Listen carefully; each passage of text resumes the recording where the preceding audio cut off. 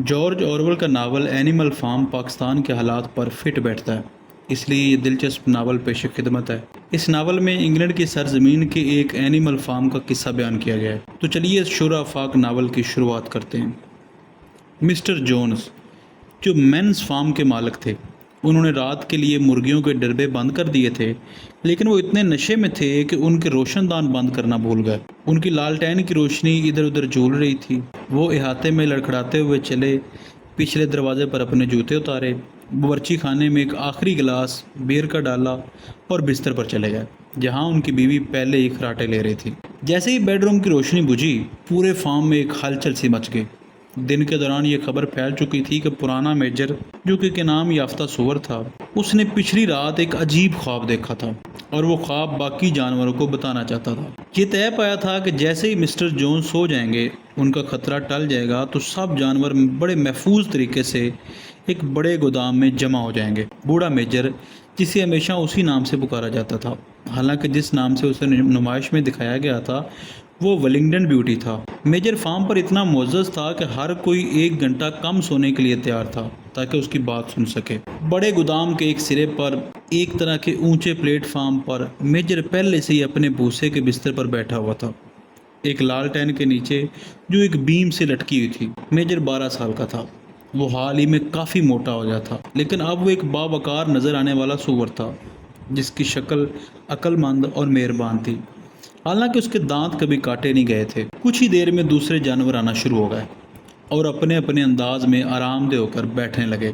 پہلے 3 کتے، بلو بیل، جیسی اور پنچر آئے، پھر سور، جو پلیٹ فارم یعنی چبوترے کے بالکل سامنے بھوسے پر بیٹھ گئے، اور چبوترے کے اوپر میجر یعنی کہ سفید سور، بوڑھا سور بیٹھا ہوا تھا۔ مرغیاں کھڑکی کی سلوں پر بیٹھ گئیں، کبوتروں نے شتیروں پر اڑان بھری، بھیڑیں اور گائیں سوروں کے پیچھے بیٹھ گئیں اور جگالے کرنے لگیں۔ 2 گاڑی والے گھوڑے باکسر اور کلوور ایک ساتھ آئے، بہت آہستہ چلتے ہوئے اور بڑے بڑے پیروں کو بڑی احتیاط سے زمین پر رکھتے ہوئے، تاکہ کہیں بھوسے میں چھپے کسی چھوٹے جانور کو نقصان نہ پہنچ جائے۔ کلوور ایک موٹی ماں جیسی گھوڑی تھی جو درمیانی عمر کو پہنچ رہی تھی، جس کی چوتھی اولاد کے بعد سے وہ اپنی شکل واپس نہیں پا سکی تھی۔ باکسر ایک بہت بڑا جانور تھا، تقریباً 18 ہاتھ لمبا اور کسی بھی 2 عام گھوڑوں کے برابر مضبوط تھا۔ اس کی ناک پر ایک سفید داڑھی تھی جس سے وہ کچھ احمق سا لگتا تھا، اور دراصل وہ اتنا ذہین نہیں تھا، لیکن اس کے کردار کی مستقل مزاجی اور زبردست محنت اور طاقت کی وجہ سے اس کی عزت کی جاتی تھی۔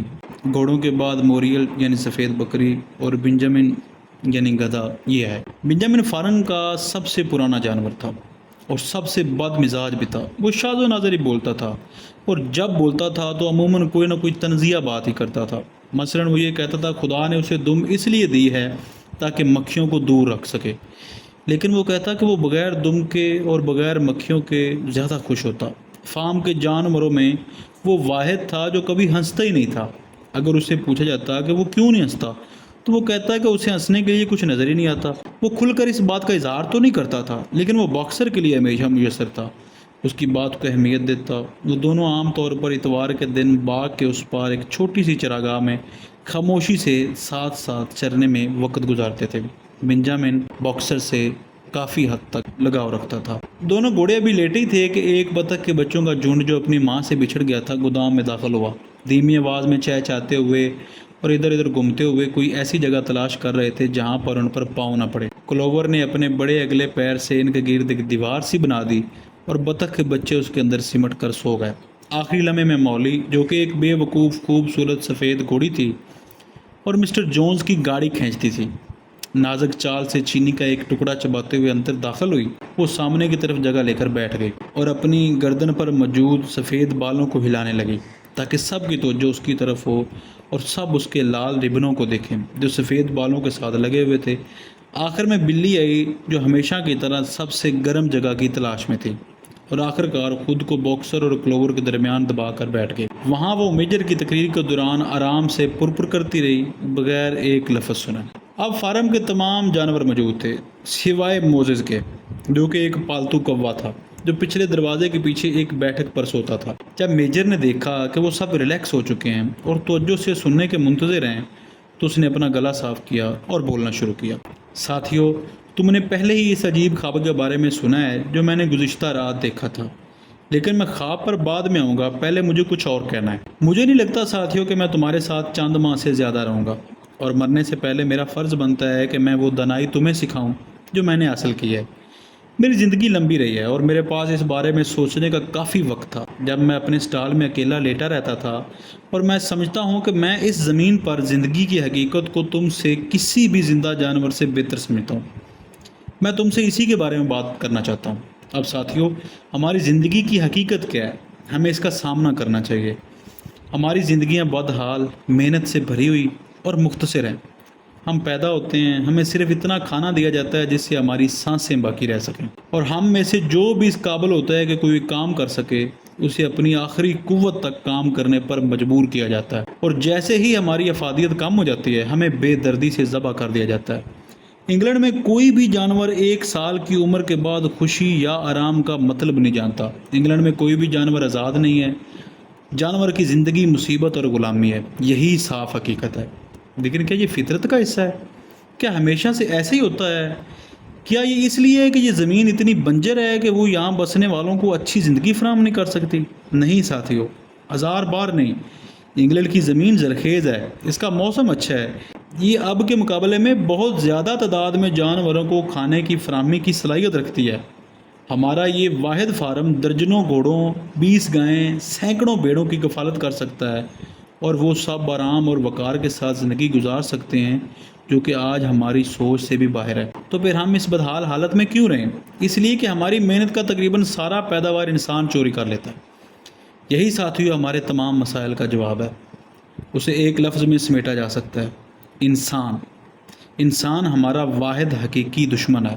انسان کو منظر سے ہٹا دو اور بھوک اور زیادہ کام کا بنیادی سبب ہمیشہ کے لیے ختم ہو جائے گا۔ انسان واحد مخلوق ہے جو بغیر کچھ پیدا کیے سب کچھ کھاتا ہے۔ وہ دودھ نہیں دیتا، وہ انڈے نہیں دیتا، وہ ہل چلانے کے لیے بہت کمزور ہے، وہ خرگوش کو پکڑنے کے لیے تیز دوڑ نہیں سکتا، پھر بھی وہ تمام جانوروں کا حاکم ہے۔ وہ انہیں کام پر لگاتا ہے، انہیں واپس اتنا ہی دیتا ہے جس سے وہ بھوک سے مرنے سے بچ سکیں، اور باقی سب کچھ اپنے لیے رکھ لیتا ہے۔ ہماری محنت زمین کو ہموار کرتی ہے، ہمارا گوبر اسے زرخیز بناتا ہے، اور پھر بھی ہم میں سے کسی کے پاس اپنی ننگی کھال کے سوا کچھ نہیں۔ تم گائیں جو میرے سامنے کھڑی ہو، تم نے پچھلے سال میں کتنے ہزار گیلن دودھ دیا، اور اس دودھ کا کیا ہوا جو کہ صحت مند بچڑے پیدا کرنے کے لیے ہونا چاہیے تھا؟ اس کا ایک ایک قطرہ ہمارے دشمن کے گلے میں اترا ہے۔ اور تم مرغیاں، تم نے پچھلے سال میں کتنے انڈے دیے ہیں، اور ان میں سے کتنے انڈے چوزے بننے کے لیے بچے ہیں؟ باقی سب کو بازار میں لے جایا گیا تاکہ جونز اور اس کے آدمیوں کے لیے پیسے کمائے جا سکیں۔ اور تم کلوور، وہ 4 بچے کہاں ہیں جنہیں تم نے جنا تھا، جو کہ تمہارے بڑھاپے کا سہارا اور خوشی کا ذریعہ بننا چاہیے تھے؟ ہر ایک کو 1 سال کی عمر میں بیچ دیا گیا۔ تم انہیں کبھی دوبارہ نہیں دیکھ سکو گی۔ تمہارے 4 بار زچگی اور کھیتوں میں ساری محنت کے بدلے تمہیں اپنے خالی راشن اور ایک کھونٹے کے سوا کیا ملا؟ اور یہاں تک کہ ہم جو بدحال زندگیاں گزارتے ہیں، انہیں بھی اپنی فطری عمر تک پہنچنے کی اجازت نہیں۔ میں خود تو شکایت نہیں کرتا کیونکہ میں خوش قسمت لوگوں میں سے ہوں۔ میجر بولا، میری عمر 12 سال ہے اور میرے 400 سے زیادہ بچے ہیں۔ یہی ایک سور کی فطرتی زندگی ہوتی ہے، لیکن آخر میں کوئی بھی جانور ظالمانہ چھری سے نہیں بچتا۔ تم نوجوان خنزیر جو میرے سامنے بیٹھے ہو، تم میں سے ہر ایک سال کے اندر اندر چھری کے نیچے اپنی جان بچانے کے لیے چیخے گا۔ اس خوفناک انجام کو ہم سب نے پہنچنا ہے۔ گائے، خنزیر، مرغیاں، بھیڑیں، سبھی، یہاں تک کہ گھوڑوں اور کتوں کا انجام بھی بہتر نہیں۔ تم باکسر، جس دن تمہارے یہ عظیم مضبوط پٹھے اپنی طاقت کھو دیں گے، جونز تمہیں کسائی کو بیچ دے گا جو تمہارا گلا کاٹ دے گا۔ وہ تمہیں لومڑی کے شکاری کتوں کے لیے ابال دے گا۔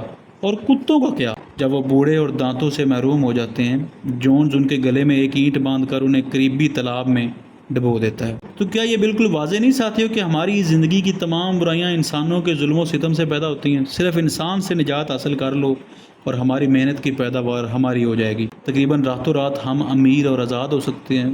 پھر ہمیں کیا کرنا چاہیے؟ کیوں نہ رات دن جسم و جان سے انسانی نسل کے خاتمے کے لیے کام کریں؟ میرا یہ پیغام ہے تمہارے لیے ساتھیوں: بغاوت۔ مجھے نہیں معلوم یہ بغاوت کب آئے گی، یہ 1 ہفتے میں بھی ہو سکتی ہے یا 100 سال میں بھی، لیکن میں یہ جانتا ہوں کہ جیسے میرے پیروں کے نیچے یہ بھوسا ایک حقیقت ہے، میں اسے دیکھ رہا ہوں، اسی طرح یہ بھی ایک حقیقت ہے کہ جلد یا بدیر انصاف ہو کر رہے گا۔ اپنی زندگی کے مختصر باقی عرصے میں ساتھیوں اس بات پر غور کرو، سوچو، اور سب سے بڑھ کر میرا یہ پیغام ان لوگوں تک پہنچانا جو تمہارے بعد آئیں گے، تاکہ آنے والی نسلیں اس جدوجہد کو جاری رکھیں جب تک وہ کامیاب نہ ہو جائیں۔ اور یاد رکھو ساتھیو، تمہارا عزم کبھی کمزور نہ ہو، کوئی دلیل تمہیں بہکانے نہ دے۔ جب وہ تمہیں یہ کہیں کہ انسان اور جانوروں کے مفادات مشترک ہیں اور یہ کہیں کہ ایک کی خوشحالی دوسرے کی خوشحالی ہے، تو کبھی نہ سننا کہ سب جھوٹ ہے۔ انسان صرف اپنے مفادات کے لیے کام کرتا ہے اور ہم جانوروں میں کامل اتحاد ہونا چاہیے۔ جدوجہد میں ہمیں ایک دوسرے کا کامل ساتھی ہونا چاہیے۔ تمام انسان دشمن ہیں، تمام جانور ساتھی ہیں۔ اسی لمحے ایک زبردست شور مچا۔ جب میجر بول رہا تھا تو 4 بڑے چوہے اپنی سوراخوں سے نکل آئے اور اس کے سامنے بیٹھ کر اسے سن رہے تھے۔ کتوں نے اچانک انہیں دیکھ لیا اور ایک تیز دوڑ سے وہ چوہے اپنی جانیں بچا کر اپنے سوراخوں میں واپس پہنچ گئے۔ میجر نے خاموشی سے اپنا پیر اٹھایا۔ ساتھیو، اس نے کہا، یہ ایک مسئلہ ہے جسے طے کرنا ضروری ہے۔ جنگلی مخلوقات جیسے چوہے اور خرگوش، کیا وہ ہمارے دوست ہیں یا دشمن؟ آئیے اس پر ووٹ لیتے ہیں۔ میں اس سوال کو اجلاس کے سامنے پیش کرتا ہوں، کیا چوہے ہمارے ساتھی ہیں؟ فوراً ووٹ لیا گیا اور بھاری اکثریت نے اتفاق کیا کہ چوہے ہمارے ساتھی ہیں۔ صرف 4 مخالف تھے، 3 کتے اور 1 بلی۔ میجر نے اپنی بات جاری رکھی، کہنے لگا، میرے پاس کہنے کے لیے اور زیادہ کچھ نہیں ہے۔ میں صرف یہ دہراؤں گا کہ انسان اور اس کے طریقوں کے خلاف دشمنی کا اپنا فرض ہمیشہ یاد رکھنا۔ جو کوئی 2 پیروں پر چلتا ہے وہ دشمن ہے، جو 4 پیروں پر چلتا ہے یا اس کے پار ہیں وہ دوست ہے۔ اور یہ بھی یاد رکھنا کہ انسان کے خلاف لڑتے ہوئے ہمیں اس کی طرح نہیں بننا چاہیے، یہاں تک کہ جب تم نے اسے فتح کر لیا اس کے عیبوں کو نہ اپنانا۔ کوئی جانور کبھی بھی دوسرے جانور پر ظلم نہ کرے، کمزور ہو یا طاقتور، ذہین ہو یا سیدھا سادہ، ہم سب بھائی ہیں۔ کوئی جانور کبھی بھی دوسرے جانور کو نہ مارے، تمام جانور برابر ہیں۔ اور اب ساتھیو، میں تمہیں اپنی پچھلی رات کے خواب کے بارے میں بتاؤں گا۔ میں تمہیں اس خواب کی وضاحت نہیں کر سکتا، یہ زمین کا ایک خواب تھا، جیسا کہ اس وقت ہوگی جب انسان ختم ہو چکا ہوگا۔ لیکن اس خواب نے مجھے ایک ایسی بات یاد دلائی تو میں طویل عرصے سے میں نے بلا دی تھی۔ میجر بولا، بہت سال پہلے جب میں ایک چھوٹا سور تھا، میری ماں اور دوسری مادہ سور ایک پرانا گانا گایا کرتی تھیں جس کی صرف دھن اور پہلے 3 الفاظ ہی انہیں یاد تھے۔ میں نے اپنے بچپن میں اس دھن کو جانا تھا، لیکن وہ میرے ذہن سے طویل عرصہ پہلے نکل چکی تھی۔ تاہم کل رات یہ خواب میرے ذہن میں واپس آ گیا اور اس سے بڑھ کر اس گانے کے الفاظ واپس آ گئے، وہ الفاظ جنہیں میں یقین سے کہہ سکتا ہوں کہ وہ پرانے جانوروں نے گائے تھے اور جو نسلوں سے بلا دیے گئے ہیں۔ وہ میں تمہیں گانا اب سناؤں گا ساتھیو۔ میں بوڑھا ہوں اور میری آواز کھردری ہے، لیکن جب میں تمہیں اس دھن کو سکھا دوں گا تم اسے اپنے لیے بہتر طور پر گا سکتے ہو۔ اس نغمے کا نام ہے انگلینڈ کے جانور۔ بوڑھے میجر نے گلا صاف کیا اور گانا شروع کیا۔ جیسا کہ اس نے کہا تھا، اس کی آواز کھردری تھی لیکن وہ کافی اچھا گایا، اور یہ ایک جوشیلا گیت تھا۔ الفاظ کچھ اس طرح تھے، انگلینڈ کے جانور، آئرلینڈ کے جانور، ہر ملک اور آب و ہوا کے جانور، میری خوشی بری خبریں سنو، سنہرے مستقبل کے وقت کی۔ جلد یا دیر سے وہ دن آ رہا ہے، ظالم انسان کا خاتمہ ہوگا اور انگلینڈ کے زرخیز میدانوں پر صرف جانور چلیں گے۔ ہمارے ناکوں سے چھلے غائب ہو جائیں گے اور ہماری پیٹھوں سے جوتے۔ کاٹھی اور اسپرس ہمیشہ کے لیے زنگ آلود ہوں گے۔ ظالم کوڑے پھر کبھی نہیں پڑیں گے۔ دولت جو عقل سے زیادہ ہوگی، گندم اور جو، جئی اور بھوسا، میتھی، بینز اور شکرکندی اس دن ہمارے ہو جائیں گے۔ انگلینڈ کے میدان روشن چمکیں گے، اس کے پانی پاک تر ہوں گے، اس کے جونکے میٹھے تر ہوں گے، اس دن جب ہم آزاد ہوں گے۔ اس دن کے لیے ہمیں سب کو محنت کرنی ہوگی، اگرچہ ہم مر جائیں اس کے طلوع ہونے سے پہلے۔ گائیں اور گھوڑے، مرغیاں اور بطخ، سب کو آزادی کے لیے محنت کرنی ہوگی۔ انگلینڈ کے جانور، آئرلینڈ کے جانور، ہر ملک اور آب و ہوا کے جانور، میری خبریں اچھی طرح سنو اور پھیلاؤ سنہرے مستقبل کے وقت کی۔ اس گانے نے جانوروں کو زبردست جوش و خروش میں مبتلا کر دیا۔ میجر کے گانے کے ختم ہونے سے پہلے ہی انہوں نے خود ہی اسے گانا شروع کر دیا، یہاں تک کہ سب سے بے وقوف جانوروں نے بھی دھن اور کچھ الفاظ سیکھ لیے تھے، اور جو چلاک جانور تھے جیسا کہ سور اور کتے، انہوں نے چند منٹوں میں پورا گانا حفظ کر لیا۔ پھر چند ابتدائی کوششوں کے بعد پورے فارم نے زبردست یکجہتی کے ساتھ انگلینڈ کے جانور گانا شروع کر دیا۔ گائیں اس گیت پر رونے لگیں، کتے اس پر کرانے لگیں، بھیڑیں ممیانے لگیں، گھوڑے ہنہنانے لگے اور بطخیں کواں کواں کرنے لگیں۔ وہ اس گانے سے اتنے خوش تھے کہ اسے مسلسل 5 بار گایا، اور شاید ساری رات اسے گاتے رہتے اگر انہیں روکا نہ گیا ہوتا۔ بدقسمتی سے اس شور و غل نے مسٹر جونز کو جگا دیا، جو یہ سمجھ کر بستر سے باہر کود پڑا کہ یارڈ میں کوئی لومڑی آ گئی ہے۔ اس نے وہ بندوق اٹھا لی جو ہمیشہ اس کے بیڈ روم کے کونے میں پڑی رہتی تھی۔ اس نے اندھیرے میں 6 نمبر کے شاٹ کا کارتوس چلایا، چھرے گودام کی دیوار میں دفن ہو گئے اور جانوروں کی بلائی گئی میٹنگ جلدی سے ختم ہو گئی۔ ہر کوئی اپنے اپنے سونے کی جگہ کی طرف بھاگ گیا، پرندے اپنی بیٹھکوں میں جا بیٹھے، جانور بھوسے میں آرام دے ہو کر لیٹ گئے اور پورا فارم ایک لمحے میں سو گیا۔ 3 راتوں بعد بوڑھا میجر اپنے سوتے ہوئے پرسکون طور پر انتقال کر گیا۔ اس کی لاش باغ کے نیچے دفنائی گئی۔ یہ مارچ کے شروع کی بات ہے۔ اگلے 3 مہینوں کے دوران بہت سی خفیہ سرگرمیاں ہوئیں۔ میجر کی تقریر نے فارم کے زیادہ ذہین جانوروں کو زندگی کے بارے میں ایک بالکل نیا نظریہ دیا تھا۔ انہیں یہ نہیں معلوم تھا کہ میجر کی پیشگوئی کردہ بغاوت کب ہوگی، اور ان کے پاس یہ سوچنے کی کوئی وجہ نہیں تھی کہ یہ بغاوت ان کی اپنی زندگی میں ہی ہوگی، لیکن وہ واضح طور پر دیکھ رہے تھے کہ ان کا فرض ہے کہ اس کے لیے تیاری کریں۔ دوسروں کو سکھانے اور منظم کرنے کا کام فطرتی طور پر سوروں پر پڑا، جنہیں عام طور پر جانوروں میں سب سے زیادہ ذہین سمجھا جاتا تھا۔ سوروں میں سب سے زیادہ نمایاں 2 نوجوان نر سور تھے، جن کے نام سنو بال اور نیپولین تھے، جنہیں مسٹر جونز فروخت کے لیے پال رہے تھے۔ نیپولین ایک بڑا قدر خوفناک نظر آنے والا برکشائر نسل کا نر سور تھا، جو فارم پر واحد برکشائر تھا۔ زیادہ بولنے والا نہیں تھا، لیکن اسے اپنی بات منوانے کے حوالے سے شہرت حاصل تھی۔ سنو بال نیپولین کے مقابلے میں زیادہ پرجوش سور تھا، بات کرنے میں تیز اور زیادہ تخلیقی، لیکن اسے اتنے گہرے کردار کا حامل نہیں سمجھا جاتا تھا۔ فارم کے باقی تمام نر سور سیدھے سادے سور تھے۔ ان میں سب سے زیادہ مشہور ایک چھوٹا سا موٹا سور تھا، جس کا نام سکویلر تھا۔ اس کے گال بہت گول، آنکھیں چمکتی ہوئی، حرکات میں چستی اور آواز بلند تھی۔ وہ ایک شاندار مقرر تھا۔ اسے بات کرنے کا ہنر بخوبی آتا تھا، اور جب وہ کسی مشکل نقطے پر بحث کرتا تو اس کا ایک انداز یہ تھا کہ وہ ادھر ادھر پھدکتا اور اپنی دم کو جھٹکتا، اور یہ حرکت کسی نہ کسی طرح باقی جانوروں کو قائل کر ہی لیتی تھی۔ دوسروں کا سکویلر کے بارے میں یہ کہنا تھا کہ وہ کالے کو سفید بنا سکتا ہے، اسے شیشے میں اتارنے کا فن آتا تھا۔ ان تینوں نے پرانے میجر کی تعلیمات کو ایک مکمل نظام فکر میں ترتیب دیا، جسے انہوں نے جانوریت کا نام دیا۔ ہفتے میں کئی راتیں جب مسٹر جون سو جاتا، وہ خفیہ ملاقاتیں گودام میں کرتے اور جانوریت کے اصولوں کو دوسروں کے سامنے بیان کرتے۔ ابتدا میں انہیں بہت سی بے وقوفی اور بے حسی کا سامنا کرنا پڑا۔ کچھ جانور مسٹر جونز کے ساتھ وفاداری کے فرض کی بات کرتے، جسے وہ آقا کہہ کر پکارتے تھے، یا ابتدائی باتیں کرتے جیسا کہ مسٹر جونز ہمیں کھانا دیتا ہے، اگر وہ نہ رہا تو ہم بھوک سے مر جائیں گے۔ دوسرے ایسے سوالات کرتے جیسے ہمیں اس بات کی کیا پرواہ ہونی چاہیے کہ ہمارے مرنے کے بعد کیا ہوتا ہے۔ اگر یہ بغاوت بہرحال ہونی ہی ہے تو اس کام کے لیے ہم کریں یا نہ کریں کیا فرق پڑتا ہے؟ اگر یہ بغاوت ہونی ہے تو ہو جائے گی۔ اور سوروں کو انہیں یہ بات سمجھانے میں بڑی مشکل ہوتی ہے کہ یہ جانوریت کے جذبے کے خلاف ہے۔ سب سے زیادہ بے وقوفانہ سوال مولی یعنی کہ سفید گھوڑی نے کیا۔ اس نے سنو بال سے پہلا سوال یہ کیا، کیا بغاوت کے بعد بھی چینی ملے گی؟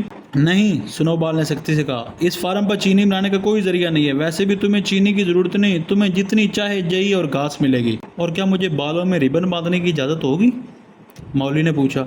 کامریڈ، سنو بال نے کہا، یہ ربن جنہیں تم اتنا پسند کرتی ہو غلامی کی علامت ہیں۔